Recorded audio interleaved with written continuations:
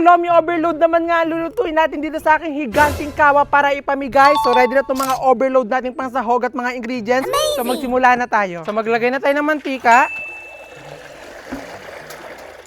At habang pinapainit mga natin yung ating mantika, kinuha ko nga muna itong mga lechon belly nga natin kasi aalisin nga natin itong mga ribs. At talagang hindi nga lang po overload itong lomi na lulutuin nga natin, talagang super overload. Kaya dapat yung mga ingredients nga natin talagang hindi basta-basta at talagang masarap. So mag-prito muna tayo ng mga toppings ng ating overload lomi. Ito muna ang ating mga chicharon, bulaklak.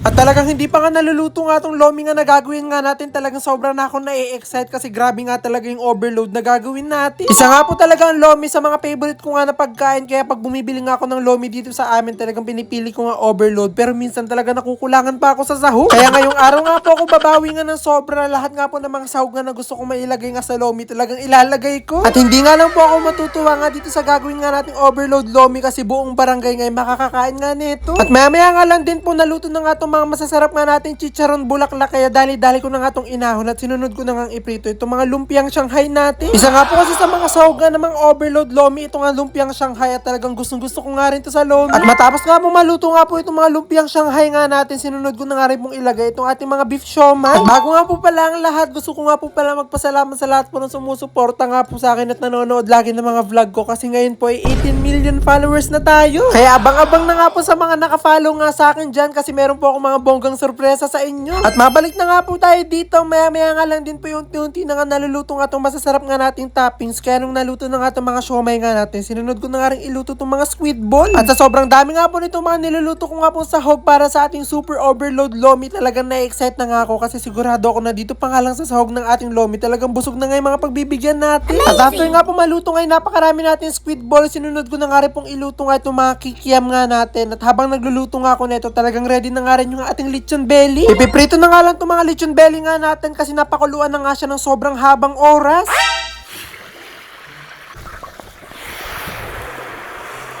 Aray! Aray! At sa lahat nga po ng mga niluto ko nga pong sahog para sa ating super overload lomi, talagang itong ang pinaka-challenging kasi talagang nananakit to.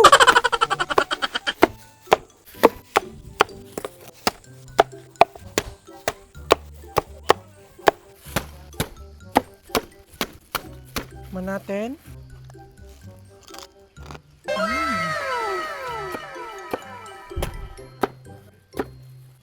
At finally nga po, ready na nga itong mga hindi nga nating basta-bastang sahog. Kaya mag-uumpisa na nga tayo magluto ng super overload lomi. So, tara, mag-uumpisa na tayo magluto ng lomi. Mantika,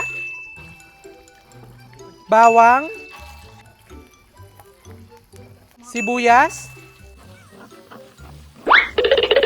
Pag okay na itong ating ginigisay, lalagyan na natin itong kaldo. Ayan, ito yung pinaka-broth or yung pinagpakuluan ng ating karne o yung ating lechon belly. At hindi nga lang po yung mga lechon belly ang pinakuluan nga po natin sa sabaw nga po na to. Talaga nagpakulo rin kami dito ng mga buto-butungan ng karne. Tapos nilagyan na rin namin siya ng mga pampalasa para talagang sobrang sarap ng sabaw. Hindi nga po kasi sasarap na sobrang nga itong ating super overload lomi kung plain nga lang po na tubig yung gagamitin nga natin sabaw para sa kanya. Kaya gagamitan nga natin siya ng kaldo. Naglalagay pa rin naman nga po ako ng fresh water para talagang balanse nga po yung magiging sabaw nga na itong ating lomi. At maya-maya nga lang din po nung kumukulo na nga itong pinakasabaw nga po natin, ito na nga po yung hudyat para ilagay nga po itong mga Mickey noodles. At kaya nga po siguro Mickey noodles ang pangalan nito kasi si Mickey Mouse yung gumawa, katulong niya po si Minnie Mouse. At 30 kilo nga po ng Mickey noodles nga po yung pinabili ko kasi sobrang dami nga po nating lulutuin kasi pamimigay ko nga po ito. Talagang napakalaki nga rin ng aking kawa. Ang goal ko nga po kasi na mangyari dito sa ating lomi, gusto ko nga po yung punong-puno talaga siya dito sa aking higanting kawa. At nung okay na nga po itong ating Mickey noodles, naglagay na nga po ako dito ng itlog para dagdag pampalapot at pampalasa rin dito sa ating lomi. At hindi nga po tatawagin lomi nga po itong niluluto ko kung hindi nga po malapot yung magiging sabaw niya. Kaya lalagyan na nga po natin ito ng cassava starch slurry. Nung una nga po talagang nasa isip ko nga po nilalagay dito sa ating lomi para lumapot yung cornstarch slurry. Kasi yun nga po nilalagay natin, diba, para lumapot yung sabaw. Pero sabi ng mga kasama ko, mas masarap nga daw yung cassava starch. At yun nga daw po talaga yung ginagawang pampalapot kapag gumagawa nga talaga ng lomi. Maya-maya nga po finally naluto na nga rin itong ating super overload lomi. At talaga sa sobrang dami nga nitong naluto nga natin, talagang malapit na siyang umapaw dito sa aking higanting kawa. At talagang mas lalo pa nga siyang aapaw dahil nga sa sobrang dami nga nating sahog kaya talaga kinakabahan na ako. Kaya naman dahan-dahan ko nga po nilalagay nga itong mga sahog nga natin dito sa aking higanting kawa para talaga makita nyo nga po kung gaano ka-overload nga itong ating nilutong lomi. At yung mga sahog nga po nitong super overload lomi nga po natin ay talaga sobrang dami. Meron po tayo ditong boiled egg, chicharon